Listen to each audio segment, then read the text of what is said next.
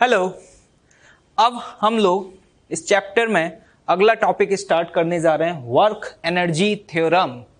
ये इस चैप्टर का one of the most important topic है और मैं आपको बता दूं कि मैकेनिक्स में ये जो थ्योरम है ना, इसका यूज बहुत ज़्यादा आता है। और ख़ास बात यह है कि इस चैप्टर में लगभग 50 to 60% क्वेश्चंस तो इस थ्योरम पर ही बेस्ड हैं। तो आप खुद समझ सकते हैं कि ये थ्योरम हमारे लिए कितना इंपॉर्टेंट है। तो चलिए पहले स्टेटमेंट देखते हैं। स्टेटमेंट क्या है? Work done by all the forces either external और internal acting on the system is equal to change in kinetic energy of system. क्या है स्टेटमेंट का मतलब? कि किसी भी गिवन सिस्टम के ऊपर जितने भी फोर्सेस लग रहे हों, चाहे वो फोर्सेस एक्सटर्नल फोर्सेस हों या फिर चाहे वो फोर्सेस इंटरनल फोर्सेस हों, उन सभी का जो टोटल वर्क होता है ना, वो टोटल वर्क सिस्टम की चेंज इन काइनेटिक एनर्जी के बराबर होता है। मतलब मैं ये कह सकता हूं, वर्क एनर्जी थ्योरम का स्टेटमेंट क्या है? द नेट वर्क डन मतलब work done by all the forces is equal to what? Change in kinetic energy. This is most important. And change in kinetic energy is what? Final kinetic energy minus initial kinetic energy. ये है हमारे लिए important. Clear है? अब देखिएगा, अगर मैं particle के लिए बात करूं, मतलब अभी मैं एक ऐसा सिस्टम देखने जा रहा हूं जिस सिस्टम के अंदर सिर्फ एक ही पार्टिकल है। हम यहां पे वर्क एनर्जी थ्योरम की एप्लीकेशन ऐसे पार्टिकल्स के लिए भी पढ़ेंगे जहां पर सिस्टम के अंदर एक से ज्यादा नंबर ऑफ पार्टिकल हों, लेकिन अभी हमारा फोकस सिर्फ एक ऐसे सिस्टम पर है जिस सिस्टम के अंदर एक ही पार्टिकल है। तो ध्यान से देखना, अगर आपके पास एक ही पार्टिकल है तो उस केस में काइनेटिक एनर्जी ऑफ पार्टिकल आप क्या लिखेंगे? Simply half mv²। क्लियर? तो ध्यान से देखना, अगर मुझे पार्टिकल के लिए वर्क एनर्जी थ्योरम लगाना है तो मैं सिंपली लिख सकता हूं work done by all the forces, this is the net work done is equal to change in kinetic energy. तो यहां पर हम लिखेंगे final kinetic energy minus initial kinetic energy. Final kinetic energy half mv final square minus half mv initial square. ये v final क्या है? Final velocity. और ये vi क्या है? Initial velocity. तो जब भी हमें किसी भी गिवन पार्टिकल के लिए वर्क एनर्जी थ्योरम लगाना है तो ये है थ्योरम का स्टेटमेंट कि net work done is equal to change in kinetic energy. Clear है? अब इसका डेरिवेशन देख लेते हैं कि ये आया कहां से। ठीक है, derivation of work energy theorem.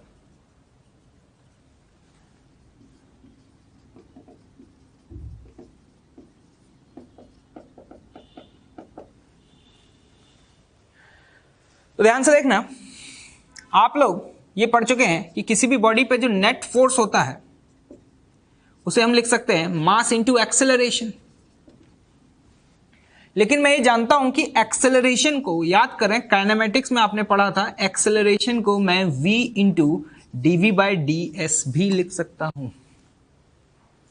And this is what? Net force. तो अगर हम ds को यहां मल्टीप्लाई करें तो यहां पर ये आएगा f0 into ds is equal to m into v into dv। समझ में आया हमने क्या किया? एक्सेलरेशन की value v into D by D S लिख दी, ds को यहां मल्टीप्लाई कर दिया। अगर हम इस एक्सप्रेशन को इंटीग्रेट करेंगे तो ध्यान से देखना ये क्या है? F net dot D S, this is what? Net work done. तो ध्यान से देखना, यहां से हमें क्या मिलेगा? Net work done. और यहां पर अगर इस एक्सप्रेशन को इंटीग्रेट करना है तो सपोज इनिशियल वेलोसिटी है vi और फाइनल वेलोसिटी है vf। m मास है, मास कांस्टेंट होगा, तो जो कांस्टेंट टर्म है वो इंटीग्रल साइन से बाहर आ जाएगा। v को हम इंटीग्रेट करेंगे तो क्या मिलेगा हमें? v square by 2, upper limit final velocity और लोअर लिमिट इनिशियल वेलोसिटी। तो अगर ये वैल्यूज यहां पे पुट करेंगे तो इस एक्सप्रेशन को हम ऐसे लिख सकते हैं, half m v final square minus v initial square. ये क्या है? Change in kinetic energy. Clear है?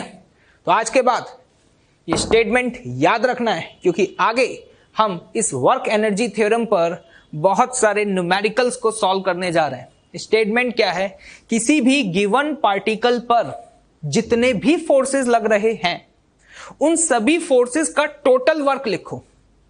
टोटल वर्क मतलब कि चाहे वो फोर्सेस इंटरनल हो चाहे वो फोर्सेस एक्सटर्नल हो, सभी का टोटल वर्क का क्या कर दें? समेशन कर दें। और ये टोटल वर्क हमेशा किसके बराबर आएगा? Change in kinetic energy of the system.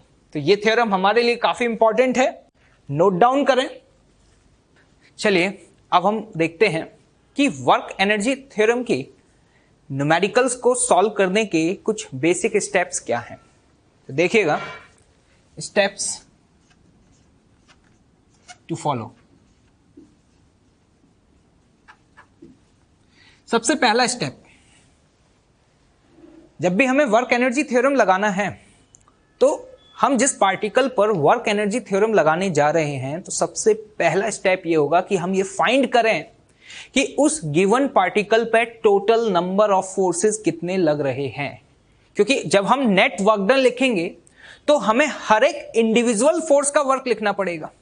तो अगर हम ये पहले ही फाइंड कर लें कि उस ब्लॉक पे टोटल फोर्सेस कितने लग रहे हैं, तो हमारे लिए हर इंडिविजुअल फोर्स का वर्क फाइंड करना आसान हो जाएगा। अदरवाइज पता है क्या मिस्टेक होती है?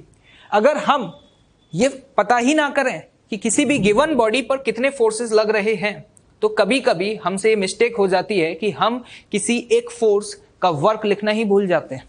तो याद रखिएगा, पहला स्टेप क्या है? Find all forces acting on the particle. जितने भी फोर्सेस पार्टिकल के ऊपर लग रहे हैं, हर फोर्स को फाइंड कर लो। उसके बाद अगला स्टेप क्या होगा? अगला स्टेप यह होगा कि ये डिसाइड करो कि आप जब वर्क एनर्जी थ्योरम लगाएंगे तो किस पॉइंट से किस पॉइंट तक लगाएंगे। मतलब what is your initial and what is your final point. क्योंकि आपको वो इंटरवल पता होगा इनिशियल और फाइनल पॉइंट का, तभी तो आप हर इंडिविजुअल फोर्स का वर्क कैलकुलेट करेंगे। तो सबसे पहले ये डिसाइड करो कि वर्क एनर्जी थ्योरम हमें किस पॉइंट से किस पॉइंट के बीच में लगानी है। उसके बाद फिर हम क्या करेंगे? हर इंडिविजुअल फोर्स का वर्क कैलकुलेट करेंगे। मतलब राइट डाउन द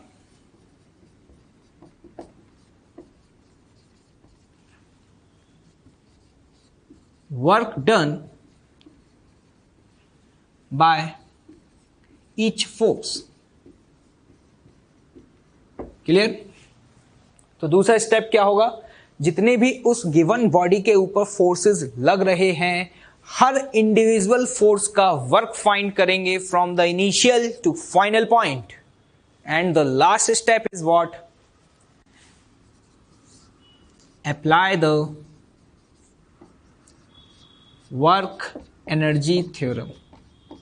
मैं वर्क एनर्जी थ्योरम को इस शॉर्ट फॉर्म में लिखूंगा इस तरीके से, WET। क्लियर है?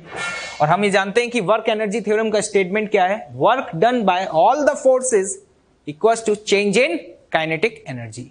तो ये कुछ बेसिक स्टेप्स हैं, जिन बेसिक स्टेप्स को फॉलो करके हम वर्क एनर्जी थ्योरम के प्रॉब्लम्स को इजीली सॉल्व कर सकते हैं। क्लियर? नोट डाउन करें इसे आप। चलिए अब एक न्यूमेरिकल सॉल्व करते हैं। देखिएगा क्वेश्चन क्या है। एक एम मास का ब्लॉक जिसे एक इंक्लाइन प्लेन पर पॉइंट ए से रिलीज किया जा रहा है फ्रॉम द रेस्ट। मतलब इनिशियली पॉइंट ए पर इसकी वेलोसिटी क्या है? 0 है। ये जो इंक्लाइंड सरफेस है ना, ये इंक्लाइंड सरफेस स्मूथ है। स्मूथ का मतलब यहां पर फ्रिक्शन फोर्स की वैल्यू 0 है। तो जब हमने यहां पर एम मास के ब्लॉक को यहां से रिलीज किया तो ये स्लाइड होते हुए नीचे आता है। तो जब ये इस पॉइंट पर पहुंच जाता है पॉइंट बी पर, उस समय इसकी स्पीड v है। तो हमें यहां पर v का वैल्यू फाइंड करना है। एक बार आप लोग क्वेश्चन पढ़ें, क्या लिखा हुआ है। Find the final velocity of the block when it has reached bottom of the incline after releasing from the rest. Question समझ में आ गया। एक m मास के ब्लॉक को पॉइंट ए से रेस्ट से रिलीज किया गया है, और जब ये पॉइंट बी पर पहुंचता है उस समय इसकी स्पीड क्या होगी। तो देखते हैं कि वर्क एनर्जी थ्योरम से इस प्रॉब्लम को हम कैसे सॉल्व कर सकते हैं। एक बात बताएं, इस ब्लॉक के ऊपर कितने फोर्सेस लग रहे होंगे। अगर मैं आपसे ये पूछूं तो आप समझ रहे हैं कि इस ब्लॉक के ऊपर यहां पर दो फोर्स लगेंगे, एक ग्रेविटेशनल फोर्स mg, क्लियर, और एक फोर्स और होगा जो कि सरफेस की वजह से लग रहा होगा, and this is what, normal force. तो पहला स्टेप क्या होता था वर्क एनर्जी थ्योरम लगाने के लिए, कि उस गिवन पार्टिकल पर जितने भी फोर्सेस लग रहे हैं उन्हें फाइंड करें, जो कि हमने यहां पर फाइंड कर लिए हैं, एक नॉर्मल फोर्स और दूसरा mg फोर्स। दूसरा स्टेप यह है कि हमें इन फोर्सेस का वर्क लिखना होगा। तो पहली बात तो हम वर्क एनर्जी थ्योरम किस पॉइंट से किस पॉइंट तक अप्लाई करने जा रहे हैं। तो ये हमारे लिए इनिशियल पॉइंट होगा, ये हमारे लिए फाइनल पॉइंट होगा, क्लियर। तो हम यहां पर कह सकते हैं A to B, initial to final point में apply work energy theorem, clear. तो मैं यहां पर लिख सकता हूं वर्क एनर्जी थ्योरम का स्टेटमेंट, जल्दी से बताएं क्या था। वर्क एनर्जी थ्योरम का स्टेटमेंट क्या था, work done by all the forces net work done equals to what, the change in kinetic energy. तो यहां पर मैं कह सकता हूं कि work done by normal force plus work done bye mg, this is the net work done, और ये नेट वर्क डन किसके बराबर होगा, चेंज इन काइनेटिक एनर्जी। तो this is the final kinetic energy minus initial kinetic energy. यही है ना statement. अब एक बात बताओ मुझे, जब ये ब्लॉक ए से बी जाएगा तो नॉर्मल फोर्स का वर्क कितना हुआ। आप ये जानते हैं कि जब ये ब्लॉक मूव करेगा तो नॉर्मल फोर्स इस डायरेक्शन में लग रहा है और डिस्प्लेसमेंट इस डायरेक्शन में हो रहा है। ये तो नॉर्मल फोर्स और डिस्प्लेसमेंट वेक्टर के मिड का एंगल कितना है। नॉर्मल फोर्स और फ्रिक्शन के बीच का एंगल है 90 डिग्री, और अगर एंगल 90 डिग्री है तो गारंटी है इस बात की कि नॉर्मल फोर्स का वर्क क्या होगा, 0, क्लियर है। और जब ये ए से बी पहुंचा तो ग्रेविटेशनल फोर्स का वर्क कितना हुआ। ग्रेविटेशनल फोर्स का वर्क आप लिखना जानते हैं कि जब भी हमें ग्रेविटेशनल फोर्स का वर्क लिखना होता है तो सिर्फ और सिर्फ हम ये ऑब्जर्व करते हैं कि ब्लॉक वर्टिकल डायरेक्शन में कितना डिस्प्लेस हुआ है। याद करें, ये आपको पढ़ाया गया था, work done by gravitational force. तो जब ये ए से बी पहुंचा, ए से बी पहुंचा तो वाई डायरेक्शन में ये ब्लॉक कितना डिस्प्लेस हुआ, h। तो हम यहां पर work done by gravitational force लिखेंगे mg into H is equal to change in kinetic energy. This is the final point and this is the initial point. तो देखें यहां पर काइनेटिक एनर्जी क्या लिखेंगे, half M V square, final kinetic energy minus initial, और initial क्या है, 0। क्यों, क्योंकि इनिशियली हमने कहां से रिलीज किया है, रेस्ट से रिलीज किया है। तो अगर हम इसे सॉल्व करें तो m से m कैंसिल आउट, तो यहां से v का वैल्यू आ जाएगा square root of 2gh, clear. इस क्वेश्चन को एक और मेथड से सॉल्व किया जा सकता था, जो कि आप पहले भी पढ़ चुके हैं काइनेमैटिक्स में। जरा ध्यान से देखिएगा, मेथड नंबर 2। एक बात बताएं, इस गिवन ब्लॉक के ऊपर अलोंग द इंक्लाइंड प्लेन कितना फोर्स लगेगा। तो आप जानते हैं कि mg फोर्स डाउनवर्ड डायरेक्शन में लग रहा है, तो mg फोर्स का वो कंपोनेंट जो इंक्लाइंड प्लेन के अलोंग होगा वो कितना होगा, mg sin थीटा, क्लियर है। अगर mg का component along the inclined plane mg sin theta है तो एक बात बताएं, एक्सेलरेशन क्या हुआ। तो हम ये कह सकते हैं कि एक्सेलरेशन होगा जी साइन थीटा, क्योंकि force divided by mass will give you what, acceleration. Theta क्या है यहां पर, इंक्लाइन प्लेन का एंगल जो कि कांस्टेंट है। G is acceleration due to gravity. तो हम ये कह सकते हैं कि जब ये पार्टिकल ए से बी मूव करते हुए आ रहा है तो उसका एक्सेलरेशन कांस्टेंट है। और अगर एक्सेलरेशन कांस्टेंट है तो एक बात बताओ मुझे, क्या आप यहां पर इक्वेशन ऑफ मोशन यूज कर सकते हैं? काइनेमेटिक्स याद करें, 1D में पढ़ाया गया था आपको। इक्वेशंस ऑफ मोशन हम तब यूज कर सकते हैं जब एक्सेलरेशन कांस्टेंट हो। तो यहां पे हमें दिखाई दे रहा है एक्सेलरेशन क्या है, कांस्टेंट है। तो अगर मैं यहां पर third equation of motion use करूं, ध्यान से देखिएगा, v square equals to u square plus 2as। यहां पर s क्या होता था, डिस्प्लेसमेंट, क्लियर। तो यहां पे जो डिस्प्लेसमेंट हुआ है वो ये है,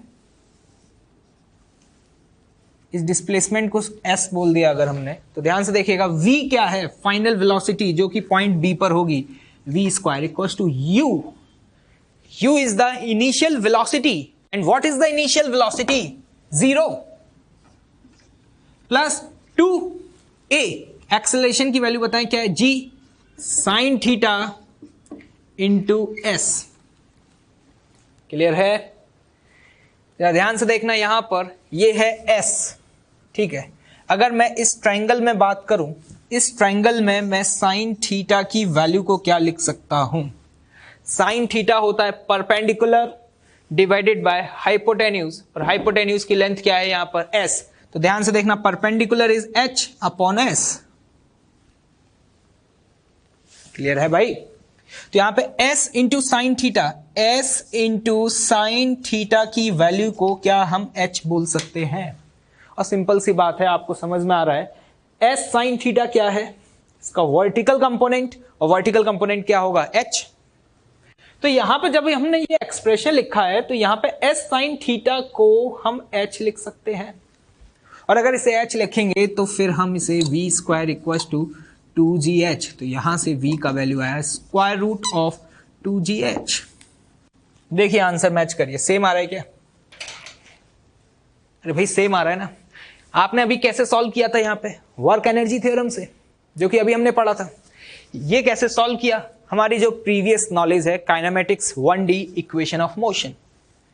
अब सवाल ये उठता है कि जब हम इस टाइप के न्यूमेरिकल्स को इक्वेशन ऑफ मोशन से सॉल्व कर सकते हैं तो फिर हम यहां पर वर्क एनर्जी थ्योरम क्यों पढ़ रहे हैं।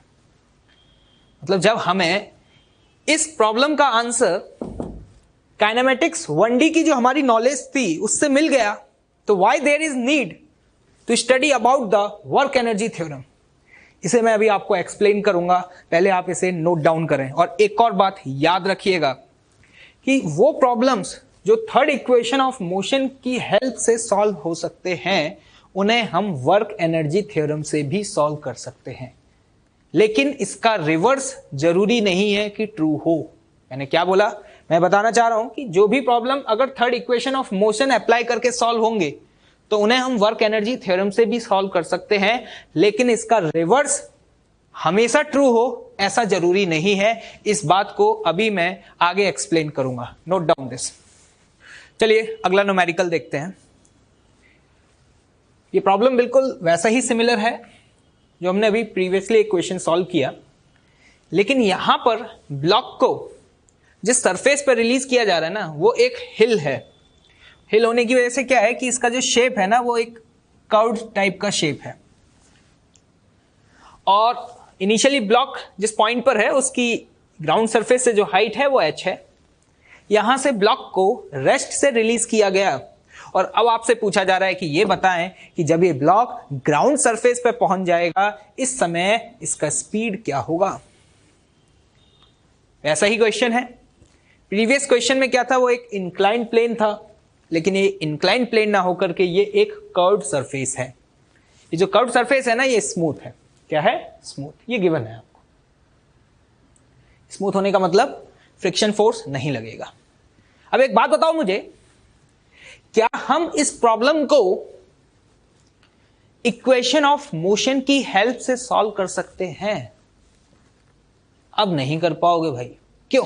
क्योंकि इक्वेशन ऑफ मोशन तभी वैलिड होता था जब एक्सेलरेशन कांस्टेंट होता था, और एक इंक्लाइंड सरफेस पर एक्सेलरेशन होगा g sin थीटा। लेकिन यहां पर थीटा की वैल्यू तो लगातार चेंज होगी ना। जैसे कि जब ब्लॉक यहां पर होगा तो ये थीटा होगा, जब ये थोड़ा नीचे आ जाएगा तो ये थीटा होगा। तो आप ये देख पा रहे हैं कि इस कर्व्ड सरफेस का जो इंक्लिनेशन है वो हॉरिजॉन्टल सरफेस से लगातार चेंज हो रहा है, और अगर वो लगातार चेंज होगा, और हम ये जानते हैं कि एक्सेलरेशन किसी भी इंस्टेंट पे होगा g sin थीटा, लेकिन थीटा की वैल्यू आज कांस्टेंट नहीं है, थीटा की वैल्यू लगातार क्या होगी? चेंज होगी। और अगर थीटा चेंज होगा तो एक्सेलरेशन चेंज होगा, और अगर एक्सेलरेशन चेंज हो रहा है तो हम यहां पर इक्वेशन ऑफ मोशन का यूज नहीं कर सकते। तो फिर अब मेथड 2 से तो सॉल्व नहीं कर सकते, लेकिन हम method 1 that is what, work energy theorem से सॉल्व कर सकते हैं। क्योंकि वर्क एनर्जी थ्योरम को इस बात से कोई मतलब ही नहीं है कि ये ब्लॉक पॉइंट ए से बी जब गया तो इसका एक्सेलरेशन कांस्टेंट था या फिर वेरिएबल था। वर्क एनर्जी थ्योरम का तो एक सिंपल सा स्टेटमेंट है कि जब ब्लॉक ए से बी गया तो इस दौरान उस बॉडी के ऊपर जितने भी फोर्सेस लगे उन सभी फोर्सेस का आप टोटल वर्क लिख करके उसे चेंज इन काइनेटिक एनर्जी के बराबर कर दें। यह है वर्क एनर्जी थ्योरम की ब्यूटी, क्योंकि यहां पर आपको वर्क एनर्जी थ्योरम लगाते समय यह सोचने की जरूरत ही नहीं है कि ब्लॉक का मोशन किस तरीके का हो रहा है। क्लियर? तो जरा ध्यान से देखना, अगर मैं A to B, A initial point and B is the final point, क्या कर रहे हैं? Apply work energy theorem. भाई सिमिलर सिचुएशन है, यहां पर दो फोर्सेस हैं mg और साथ ही साथ नॉर्मल फोर्स। तो वर्क एनर्जी थ्योरम का statement, work done by normal plus work done bye mg। दो फोर्सेस लग रहे हैं, उन दोनों फोर्सेस का टोटल वर्क बराबर हम क्या लिखेंगे यहां पर? Change in kinetic energy. Clear? एक बात बताओ, नॉर्मल फोर्स हमेशा सरफेस के परपेंडिकुलर होगा। मतलब मैं ये कह सकता हूं हर एक इंस्टेंट पर जो ds वेक्टर और नॉर्मल के बीच का एंगल है वो 90 डिग्री होगा। मैं क्या कहना चाह रहा हूं, समझ में आ रहा है? मतलब सपोज थोड़ी देर बाद ये ब्लॉक यहां पहुंच गया, अभी नॉर्मल फोर्स सरफेस के परपेंडिकुलर होगा और डिस्प्लेसमेंट इस डायरेक्शन में हुआ है, ये एंगल क्या होगा? 90 डिग्री। मतलब नॉर्मल रहेगा तो हमेशा सरफेस के परपेंडिकुलर ही ना। तो हर एक इंस्टेंट पर नॉर्मल और जो ds डिस्प्लेसमेंट हुआ है उसके मिड का एंगल ये 90 डिग्री होगा, और अगर फोर्स और डिस्प्लेसमेंट के बीच का एंगल 90 डिग्री होता है तो उस गिवन फोर्स का वर्क 0 होता है। तो गारंटी है इस बात की कि ए से बी में नॉर्मल फोर्स का वर्क अभी भी क्या होगा? 0 होगा। क्लियर है? Work done bye mg, gravitational force. बताओ ग्रेविटेशनल फोर्स का वर्क क्या होगा? ये बहुत आसान है, हम जानते हैं कि ए से बी वर्टिकल डायरेक्शन में ब्लॉक कितना नीचे आया है? h। तो ग्रेविटी का वर्क हम यहां पे क्या लिखेंगे? mgh। पॉजिटिव वर्क होगा क्योंकि ब्लॉक डाउनवर्ड डायरेक्शन में मूव कर रहा है। Clear? This is the work done by gravity equals to change in kinetic energy. तो हम यहां पे लिख सकते हैं half mv²। This is the final kinetic energy at point B minus initial kinetic energy. और क्वेश्चन में मेंशन है कि इनिशियली पॉइंट ए पर particle release from the rest. तो यहां से इसको सॉल्व करें तो हमारे पास v का वैल्यू आता है √2gh, वही सेम। समझ आया? तो आपने यहां पे देखा कि इस गिवन प्रॉब्लम को आप वर्क एनर्जी थ्योरम से सॉल्व कर सकते हैं, लेकिन आप इसे इक्वेशन ऑफ मोशन मतलब थर्ड इक्वेशन ऑफ मोशन को यूज करके सॉल्व नहीं कर सकते, क्योंकि ड्यूरिंग द मोशन एक्सेलरेशन लगातार चेंज होगा, और अगर एक्सेलरेशन चेंज होगा तो इक्वेशन ऑफ मोशन का यूज नहीं किया जा सकता। यही बात मैं आपको प्रीवियस एग्जांपल में समझाने की कोशिश कर रहा था कि कोई भी प्रॉब्लम जो थर्ड इक्वेशन ऑफ मोशन से सॉल्व होगा वो ऑब्वियसली वर्क एनर्जी थ्योरम से तो सॉल्व हो ही सकता है, लेकिन हर वो प्रॉब्लम जो वर्क एनर्जी थ्योरम से सॉल्व होगा वो जरूरी नहीं है कि थर्ड इक्वेशन ऑफ मोशन की हेल्प से भी सॉल्व हो जाए। तो याद रखिएगा, अगर कभी किसी भी प्रॉब्लम में आपका आंसर वर्क एनर्जी थ्योरम की बजाय थर्ड इक्वेशन ऑफ मोशन से आ जाए तो आप ये मत समझिएगा ये कोई एक अलग मेथड है। क्लियर है? तो इसे नोट डाउन करें और खास बात याद रखिएगा कि जब भी हमें वर्क एनर्जी थ्योरम लगानी होती है तो हमें इस बात से कोई मतलब नहीं होता कि ब्लॉक एक पॉइंट से दूसरे पॉइंट तक किस तरीके से मूव किया है। हमारा तो मेन ऑब्जेक्टिव सिर्फ एक है कि उस ब्लॉक पे लगने वाले सभी फोर्सेस का वर्क लिख पाएं, उनका समेशन करें और उसे चेंज इन काइनेटिक एनर्जी के इक्वेट कर दें। क्लियर है? ओके, चलिए एक और न्यूमेरिकल सॉल्व करते हैं। देखिएगा क्वेश्चन क्या है। एक 2 kg का ब्लॉक जो कि यहां पॉइंट ए पर है और इस पॉइंट ए पर इस 2 kg वाले ब्लॉक का जो स्पीड है वो आपको 10 मीटर पर सेकेंड गिवन है और ये ब्लॉक इस हिल पर मूव करते हुए फाइनली पॉइंट बी पर पहुंचता है और जो पॉइंट बी है वो ऑन द ग्राउंड सरफेस है। पॉइंट बी पर पहुंचने के बाद इस 2 kg वाले ब्लॉक का जो स्पीड है ना वो आपको 20 मीटर पर सेकेंड गिवन है।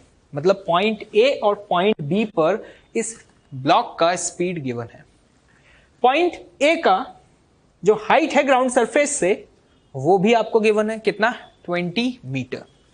और साथ ही साथ अभी ये जो हिल है ना वो स्मूथ नहीं है, ये हिल क्या है? रफ है। रफ होने का मतलब फ्रिक्शन फोर्स होगा। चलिए क्वेश्चन पढ़ें क्या है। What is the work done by the friction if the block of mass 2 kg reaches bottom of the rough hill with 20 meter per second after releasing from 10 meter per second। समझ में आया question क्या है? जब ये block point A से point B तक पहुंचेगा तो इस दौरान फ्रिक्शन फोर्स ने कितना वर्क किया वो वैल्यू हमें फाइंड करनी है। एक बात बताऊं, जब भी हमसे बोला जाता है कि ये बताओ कि इस फोर्स का वर्क क्या होगा तो हमारे माइंड में सबसे पहला पॉइंट जो स्ट्राइक करता है ना वो ये करता है कि यार वर्क कैलकुलेट करने के लिए हमें फोर्स पता होना चाहिए और डिस्प्लेसमेंट पता होना चाहिए, क्योंकि अगर हमें फोर्स और डिस्प्लेसमेंट पता होगा तभी तो उस गिवन फोर्स का हम वर्क कैलकुलेट कर पाएंगे। आपकी बात बिल्कुल सही है। अब दिमाग में ये थॉट आता है कि जब ये ब्लॉक यहां से यहां तक मूव किया तो इस पर फ्रिक्शन फोर्स लग रहा होगा और फ्रिक्शन फोर्स कितना लग रहा होगा ये पता करने के लिए मुझे यहां पर कोफिशिएंट ऑफ फ्रिक्शन पता होना चाहिए, नॉर्मल पता होना चाहिए, मतलब काफी सारी चीजें हैं जो दिमाग में चल रही होंगी। लेकिन याद रखना आज के बाद जब भी हमें किसी भी फोर्स का वर्क कैलकुलेट करना हो ना तो सबसे पहला थॉट जो माइंड में स्ट्राइक करना चाहिए ना वो ये करना चाहिए, क्या हम इसे वर्क एनर्जी थ्योरम की हेल्प से कैलकुलेट कर सकते हैं क्या? मैंने क्या बोला जरा ध्यान से देखिएगा। एक बात बताओ, ए से बी, ए इनिशियल पॉइंट है और बी क्या है? Final point. ए से बी आने में इस ब्लॉक के ऊपर टोटल कितने फोर्स लग रहे हैं? The total number of forces acting on the given block. तो मैं ये कह सकता हूं एक mg लग रहा है डाउनवर्ड डायरेक्शन में, एक नॉर्मल फोर्स, और जब ये मूव करेगा तो इस पर एक लगेगा फ्रिक्शन फोर्स। क्लियर है भाई? ये 3 फोर्स लग रहे होंगे। अगर मैं ए से बी में वर्क एनर्जी थ्योरम लगाऊं, मैंने क्या बोला ध्यान से देखना, ए से बी में अप्लाई वर्क एनर्जी थ्योरम, तो हम क्या लिखेंगे? Work done by gravity plus work done by normal plus work done by friction. Total forces इस बॉडी पे कितने लग रहे हैं? 3। तीनों फोर्सेस का टोटल वर्क बराबर हम क्या लिख दें? Change in kinetic energy. ये है हमारा मेन ऑब्जेक्टिव। एक बात बताओ, क्या आप ग्रेविटेशनल फोर्स का वर्क लिख सकते हैं? ग्रेविटेशनल फोर्स का वर्क कितना होगा? mg into H. तो ध्यान से देखना, जब ये यहां से यहां मूव किया तो m मास कितना है? 2 kg, g into H vertical direction में कितना डिस्प्लेस हुआ है? ध्यान से देखें, 20 मीटर, तो मल्टीप्लाइड बाय 20। ये वर्क डन पॉजिटिव होगा या नेगेटिव होगा? पॉजिटिव होगा। क्लियर? क्योंकि यहां पर ब्लॉक डाउनवर्ड डायरेक्शन में डिस्प्लेस हुआ है। ये बताओ work done by normal force कितना होगा? यहां पर भी work done by normal force की वैल्यू 0 आएगा, क्योंकि नॉर्मल फोर्स हर एक इंस्टेंट पर उसके डिस्प्लेसमेंट के परपेंडिकुलर होगा, और नॉर्मल अगर डिस्प्लेसमेंट के परपेंडिकुलर है तो नॉर्मल फोर्स की वजह से वर्क कितना होगा? 0। Work done by friction force, ये मुझे नहीं पता, ये मेरे लिए एक अननोन क्वांटिटी है, तो इसे हम सिंपली ऐसे लिख देते हैं, work done by friction. Clear? बराबर क्या लिखेंगे? Change in kinetic energy. Change in kinetic energy मतलब final kinetic energy minus initial kinetic energy. तो इस एक्सप्रेशन को ऐसे लिख सकते हैं, हाफ m, मास कितना है 2, into v final, final point B है, और पॉइंट B पर क्या मुझे स्पीड पता है? यस, 20 मीटर पर सेकेंड। तो मैं यहां पे क्या लिखूंगा? 20 का स्क्वायर माइनस 10 का स्क्वायर। ये समझ में आ रहा है हमने क्या किया है? Final kinetic energy minus initial kinetic energy, मतलब ये एक्सप्रेशन कुछ इस तरीके से लिखा होगा, half m v final square minus v initial square. अब एक बात बताओ, ये जो आपके पास इक्वेशन बनी है, इस इक्वेशन में अननोन कौन है? This one, and this is what? Work done by friction force, और यही तो हमें कैलकुलेट करना था ना। तो जल्दी से बताएं आप कैलकुलेट करके कि work done by friction force की वैल्यू क्या आ रही है। यहां पर देखिए, यहां से 2 से 2 कैंसिल आउट हो जाएगा। ये क्या है? 20 into 20, this is 400 plus work done by friction force is equal to 20 का square minus 10 square, this is what? 300। उम्मीद कर रहा हूं कि सब कुछ समझ आ रहा होगा आप लोगों को। यहां से बताएं work done by friction force की वैल्यू क्या आती है? Work done by friction force आया 300 minus 400, and this is what?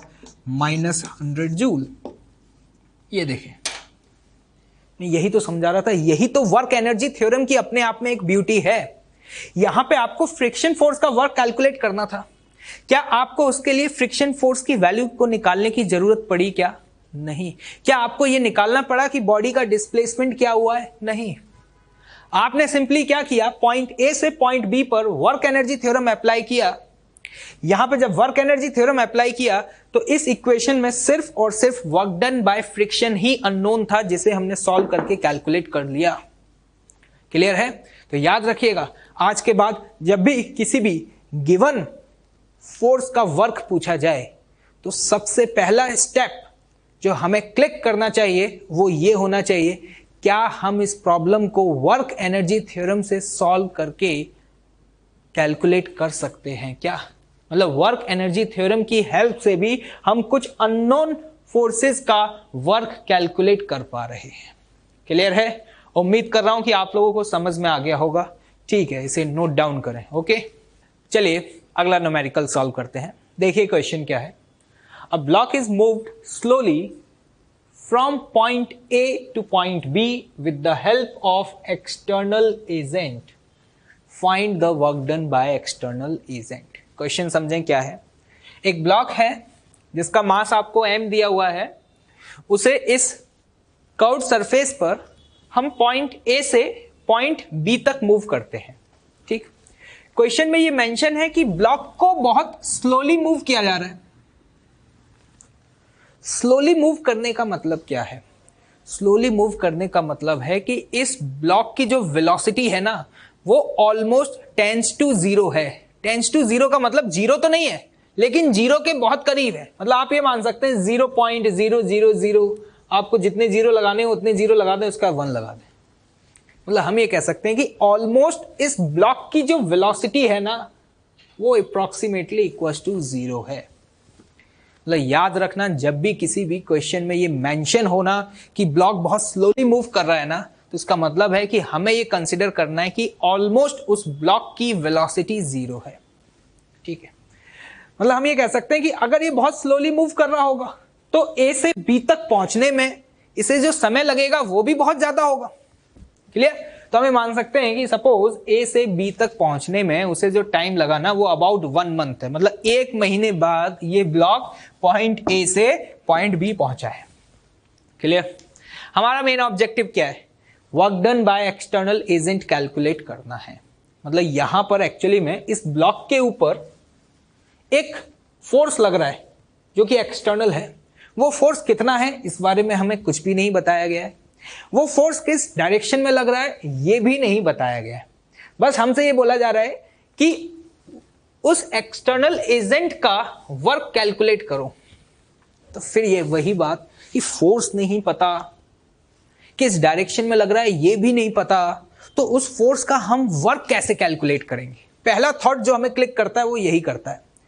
लेकिन याद करो, क्या हम इस प्रॉब्लम को वर्क एनर्जी थ्योरम से सॉल्व कर सकते हैं? या देखिएगा बहुत आसान, ए टू बी वही same, A initial point B final point, apply work energy theorem. इस ब्लॉक पर टोटल कितने फोर्स लग रहे हैं?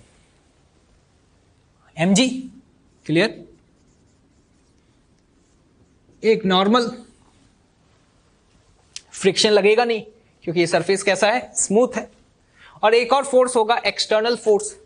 अब वो एक्सटर्नल फोर्स एग्जैक्टली किस डायरेक्शन में लग रहा है उस बारे में हमें नहीं पता, ठीक है। मान लेते हैं कि कोई भी डायरेक्शन रहा होगा, सपोज ये रहा होगा, ठीक है।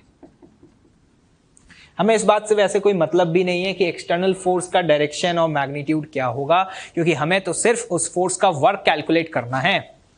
तो ध्यान से देखिएगा, अगर मैं ए टू बी में वर्क एनर्जी थ्योरम लगाऊंगा तो इस गिवन बॉडी के ऊपर जितने भी फोर्सेस लग रहे हैं सभी फोर्सेस का टोटल वर्क लिखूंगा। मतलब मैं ये कह सकता हूं कि work done by gravity plus work done by normal plus work done by external agent, जिसको मैं इस तरीके से रिप्रेजेंट कर रहा हूं, is equals to change in kinetic energy, final kinetic energy minus initial kinetic energy. This is the general expression of work energy theorem. एक बात बताओ, अगर ये ब्लॉक बहुत स्लोली मूव कर रहा है तो मैं मान सकता हूं कि हर एक इंस्टेंट पे इसकी velocity almost tends to zero है। तो अगर वेलोसिटी टेंड्स टू जीरो है तो मुझे एक बात बताओ, काइनेटिक एनर्जी क्या होगी? इनिशियल काइनेटिक एनर्जी भी जीरो होगी और फाइनल काइनेटिक एनर्जी भी जीरो होगी। मतलब हम सिंपली कह सकते हैं the change in kinetic energy is zero. तो याद रखिएगा, जब भी फिजिक्स में कहीं भी ऐसा न्यूमेरिकल आता है जहां पर ये मेंशन है कि ब्लॉक इज मूव्ड स्लोली, तो बाय डिफॉल्ट आपको क्या करना है, उस केस में चेंज इन काइनेटिक एनर्जी को जीरो कर देना है, दैट्स ऑल। अब एक बात बताओ मुझे, जब पॉइंट ए से पॉइंट बी तक पहुंचा तो ग्रेविटी का वर्क कितना हुआ? तो आप देख पा रहे हैं पॉइंट ए से पॉइंट बी तक ये एम मास का ब्लॉक वाई डायरेक्शन में कितना डिस्प्लेस हुआ, एच। तो मैं यहां पर ग्रेविटी का वर्क लिखूंगा mgh।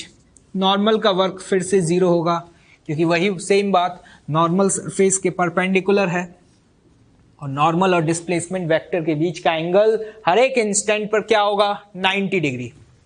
Work done by external agent, यही तो मुझे कैलकुलेट करना है। मतलब इस इक्वेशन में ये मेरे लिए क्या है, अननोन है। तो इस एक्सप्रेशन को लिखूंगा simply work done by external agent, clear. Work done by gravity plus work done by external agent equals to change in kinetic energy, and change in kinetic energy is what, zero. तो यहां से work done by external agent की value आती है क्या, minus of mg into h। क्या आपको external force किस डायरेक्शन में लग रहा था पता है क्या? नहीं पता। क्या उसका मैग्नीट्यूड पता था क्या? नहीं पता था। लेकिन फिर भी जब वो ब्लॉक पॉइंट ए से पॉइंट बी तक पहुंचा तो उस एक्सटर्नल एजेंट के द्वारा कितना वर्क हुआ वो आप कैलकुलेट कर पाए with the help of work energy theorem. तो यही बात मैं आपको बार बार एक्सप्लेन करने की कोशिश कर रहा हूं कि जब भी आपसे किसी भी अननोन फोर्स का वर्क पूछा जाए तो सबसे पहला थॉट जो मुझे क्लिक करेगा वो क्या करेगा, क्या मैं इस प्रॉब्लम को वर्क एनर्जी थ्योरम से सॉल्व कर सकता हूं या फिर नहीं। क्लियर है? उम्मीद कर रहा हूं कि आप लोगों को समझ में आ गया होगा। चलिए इसको नोट डाउन करें। चलिए अगला न्यूमेरिकल देखते हैं। क्वेश्चन पढ़ें क्या है। A particle of mass 2 kg is projected in vertically upward direction with a velocity of 40 meter per second and the maximum height achieved by the particle is 70 meter. Find work done by air drag on the particle during its upward journey. Question समझ में आया? जरा देखिएगा question क्या है. एक particle है जिसका मास क्या है 2 kg और इस पार्टिकल को अपवर्ड डायरेक्शन में प्रोजेक्ट किया गया है. कितनी स्पीड से? 40 मीटर पर सेकेंड से. ये गिवन है. तो जब पार्टिकल को अपवर्ड डायरेक्शन में प्रोजेक्ट किया तो जो पार्टिकल मैक्सिमम हाइट अचीव करता है वो मैक्सिमम हाइट आपको 70 मीटर गिवन है. तो हम ये कह सकते हैं ये उसका टॉप मोस्ट पॉइंट रहा होगा. एक बात बताओ मुझे कि टॉप मोस्ट पॉइंट पर क्या जीरो होगा? गारंटी है इस बात की कि टॉप मोस्ट पॉइंट पर पार्टिकल की स्पीड जीरो रही होगी, क्योंकि अगर इस पॉइंट पर स्पीड जीरो नहीं हुई तो डेफिनेटली पार्टिकल इस पॉइंट से और ऊपर जाता ना. क्लियर है? तो ये हमें गिवन है. हमसे पूछा क्या जा रहा है? Work done by the air drag on the particle. Actually में यहां पर क्या है, जब पार्टिकल को हमने प्रोजेक्ट किया है ना, तो यहां पर एयर मॉलिक्यूल्स भी होंगे और उन एयर मॉलिक्यूल्स की वजह से इस गिवन पार्टिकल के ऊपर एक फोर्स लग रहा होगा जिसे हम यहां पर एयर ड्रैग बोल रहे हैं. मतलब हमें उन एयर मॉलिक्यूल्स की वजह से जो टोटल वर्क हुआ ड्यूरिंग द अपवर्ड जर्नी वो कैलकुलेट करना है. एक बात बताओ मुझे, क्या आपको यह पता है कि वो एयर मॉलिक्यूल कितना फोर्स लगाएंगे और एग्जैक्टली किस डायरेक्शन में लगा रहे होंगे? नहीं पता. लेकिन क्या हम उसका वर्क कैलकुलेट कर पाएंगे? कर पाएंगे. कैसे? With the help of work energy theorem. ध्यान से देखिएगा, यह है मेरे लिए इनिशियल पॉइंट और यह है मेरे लिए फाइनल पॉइंट. अगर मैं A to B work energy theorem apply कर दूं तो जब ये पार्टिकल मोशन परफॉर्म कर रहा था तो इस पर टोटल कितने फोर्सेस लग रहे थे? 2 ही फोर्स लग रहे थे. एक ग्रेविटेशनल फोर्स और दूसरा एयर ड्रैग, मतलब एयर मॉलिक्यूल्स की वजह से जो फोर्स लग रहा है. क्या इसके अलावा ड्यूरिंग द जर्नी इस गिवन पार्टिकल पर और कोई फोर्स लग रहा है? नहीं. तो हम जब यहां पर ए टू बी में वर्क एनर्जी थ्योरम अप्लाई करेंगे, apply work energy theorem in A to B, तो हम यहां पे क्या लिखेंगे? Work done by gravity plus work done by air drag, जो कि हमारे लिए अननोन है, is equal to change in kinetic energy. Change in kinetic energy मतलब लिख सकते हैं half m v final square minus v initial square. Clear है? तो जरा ध्यान से देखिएगा, ये है इनिशियल पॉइंट, ये है final point. A to B में ग्रेविटेशनल फोर्स का वर्क कितना हुआ? तो ग्रेविटेशनल फोर्स का वर्क होगा mg इंटू h. तो ध्यान से देखें, मास कितना है 2 इंटू g का वैल्यू 10, h कितना हाइट ऊपर गया है 70 मीटर. लेकिन ये ग्रेविटेशनल फोर्स का वर्क पॉजिटिव होगा या फिर नेगेटिव होगा? नेगेटिव होगा. क्यों? क्योंकि अभी पार्टिकल का डिस्प्लेसमेंट ऊपर है और आप ये जानते हैं कि ग्रेविटेशनल फोर्स हमेशा कहां लगता है? नीचे. तो डिस्प्लेसमेंट ऊपर है और फोर्स नीचे लग रहा है, तो हम कह सकते हैं कि इस गिवन फोर्स का, किसका? ग्रेविटेशनल फोर्स का वर्क नेगेटिव होगा. Clear? Work done by air drag, जो कि नहीं पता, ए डी से रिप्रेजेंट कर देता हूं, ये अननोन है मेरे लिए, is equal to change in kinetic energy. तो बताएं चेंज इन काइनेटिक एनर्जी क्या लिखेंगे? Half m is 2, final, this is the final point, और फाइनल पॉइंट पर स्पीड क्या है? 0, माइनस इनिशियल पॉइंट पर स्पीड क्या है? 40. दिस इज 40 का होल स्क्वायर. 2 से 2 कैंसिल आउट. क्या आप इस एक्सप्रेशन को सॉल्व कर पाएंगे? तो देखते हैं यहां से वैल्यू क्या आती है. 20 into 70, this is minus 1400 plus work done by air drag is equal to minus of 1600. Clear? तो यहां से इस एक्सप्रेशन को सॉल्व करने पर work done by air drag की वैल्यू आती है आपके पास माइनस ऑफ 200 जूल. तो आपने यहां पर इस गिवन क्वेश्चन में ये ऑब्जर्व किया कि जब वो पार्टिकल ए से बी मूव कर रहा था तो यहां पर भी मुझे एयर ड्रैग की वजह से जो फोर्स है उसकी वैल्यू नहीं पता थी, लेकिन मैं फिर भी यहां पर वर्क कैलकुलेट कर पाया। उम्मीद कर रहा हूं कि ये क्वेश्चन आपको समझ में आ गया होगा। चलिए इसे नोट डाउन करें। चलिए एक न्यूमेरिकल सॉल्व करते हैं। देखिएगा क्वेश्चन क्या है। एक एम मास का ब्लॉक जिसे इस कर्व्ड सरफेस पर रेस्ट से रिलीज किया गया है। ये जो कर्व्ड सरफेस है ये कर्व्ड सरफेस स्मूथ है। स्मूथ होने का मतलब इस कर्व्ड सरफेस पर फ्रिक्शन फोर्स की वैल्यू क्या है, 0। तो ये ब्लॉक यहां से मूव करते हुए इधर आता है और फिर उसके बाद ये फ्लैट सरफेस पे मूव करता है। लेकिन ये जो फ्लैट सरफेस है ये फ्लैट सरफेस रफ है।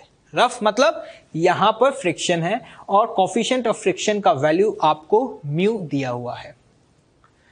ब्लॉक को इनिशियली जिस पॉइंट से रिलीज किया है उसकी height from the ground surface h given है।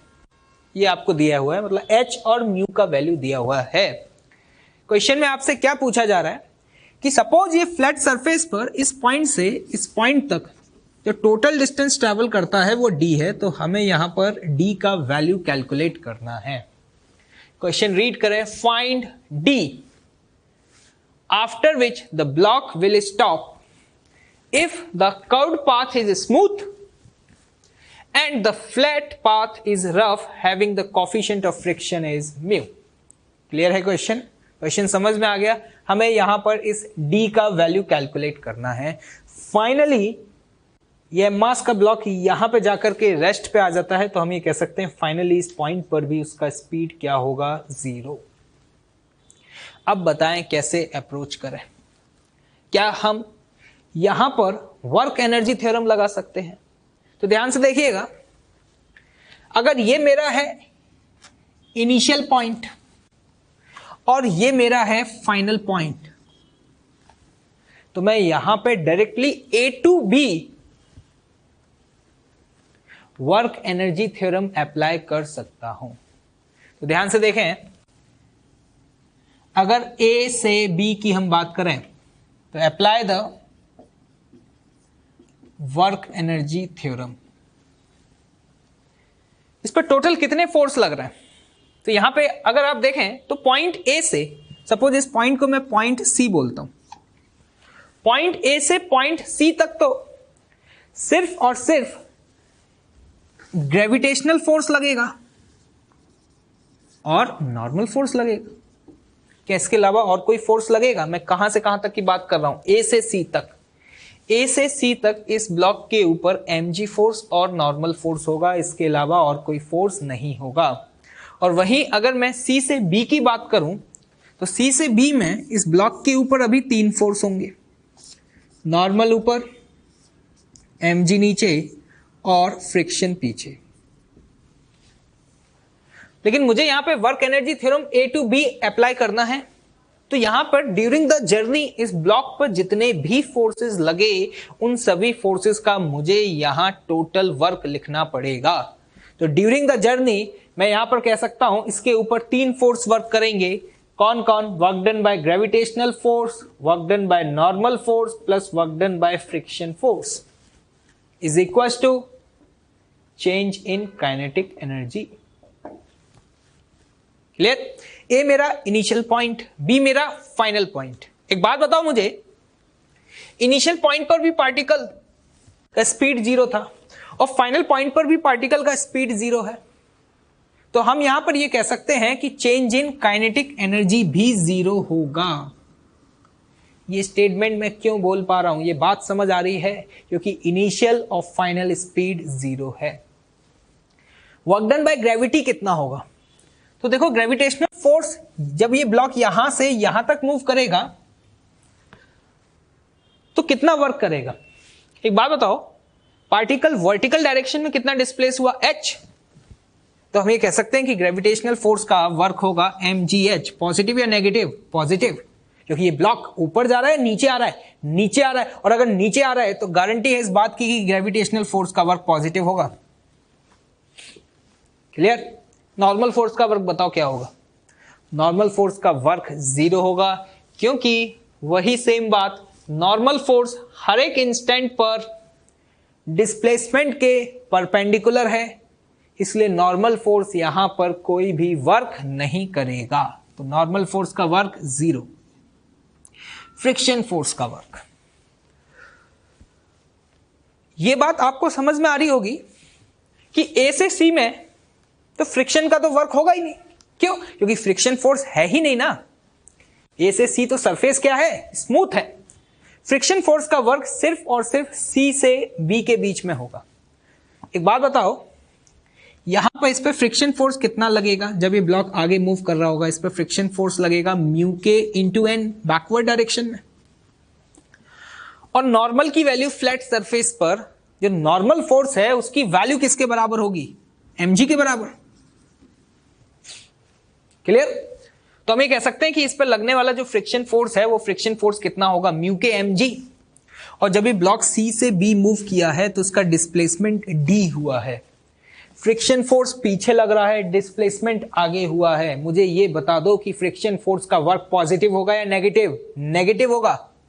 माइनस कितना होगा? फोर्स कितना है? म्यू के mg इंटू डिस्प्लेसमेंट। डिस्प्लेसमेंट क्या है? D। Clear? This is the work done by gravitational force and this is the work done by the frictional force. And this is equals to what? Change in kinetic energy. And this is what? 0. हमें क्या calculate करना था? D। क्या इस equation को solve करके हम D का वैल्यू कैलकुलेट कर पाएंगे? तो यहां से mg कैंसिल आउट हो जाएगा। तो देखिए यहां पर D का वैल्यू क्या आता है? h divided by mu. This is the final answer.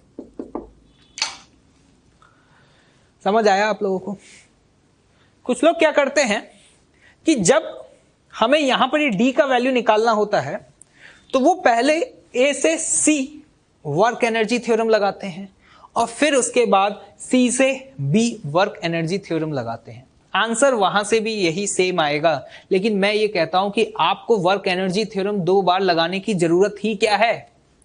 आपको जब भी वर्क एनर्जी थ्योरम लगाना है तो सिंपली आप इनिशियल पॉइंट डिसाइड करो, फाइनल पॉइंट डिसाइड करो और उस दौरान जितने भी फोर्सेस का वर्क हुआ टोटल वर्क लिख करके चेंज इन काइनेटिक एनर्जी के इक्वेट कर दो। मतलब आपको यहां पर इस मोशन को A to C and then C to B में स्प्लिट करके सॉल्व करने की जरूरत ही नहीं है, क्योंकि हमें तो जर्नी के दौरान जितने भी फोर्सेस का टोटल वर्क हुआ वो लिखना है। जैसे कि हमें यहां पे दिखाई दे रहा है, जब ये ब्लॉक A से C मूव करेगा तो ग्रेविटेशनल फोर्स का वर्क होगा लेकिन फ्रिक्शनल फोर्स वर्क नहीं करेगा। और जब ये ब्लॉक C से B मूव करेगा उस दौरान सिर्फ और सिर्फ फ्रिक्शनल फोर्स का वर्क होगा, नॉर्मल और mg कोई भी वर्क नहीं करेगा। तो हमें तो जब भी एक्सप्रेशन लिखना होता है वर्क एनर्जी थ्योरम का तो हमें टोटल फोर्स लिखना है। तो ये इस बात से कोई मतलब ही नहीं है कि हम वर्क एनर्जी थ्योरम किस पॉइंट से किस पॉइंट तक लगा रहे हैं। तो इसीलिए हमने यहां पे work energy theorem directly initial point से फाइनल पॉइंट के बीच में लगा दिया और जितने भी फोर्सेस लग रहे थे सभी का वर्क लिख दिया और यहां से हमारे पास D का वैल्यू निकल के आ गया।